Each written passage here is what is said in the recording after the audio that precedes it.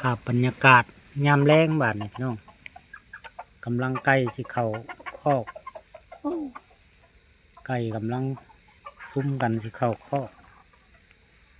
พอดีต้มครับนี่จะตรงงามๆว้าอากาศหนาวแล้วพี่น้องบ่ได้ครับเมื่อเอาฮอดผ้าห่มบาดเฮ็ดบดเฮ็ดบกเฮ็ดบดเขาดอสิออกเลยบานเบิ่งเทั้งผ้าเนี่ย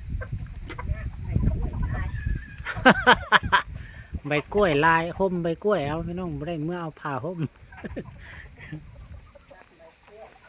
หมามันอยากไปไล่กระต่ายได้พี่น้องมันสิมาหาผู้เจ้าเลยได้ตอนคำจักหน่อยไปไล่กระต่ายนี่กบแล่นมาแล้วกบโอ้มาพานนะตัวหนาเลยไล่กระต่ายอ้วนบรรยากาศตอนแรง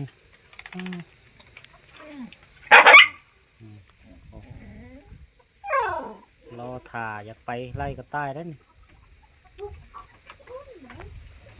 นี่หมูอ้วน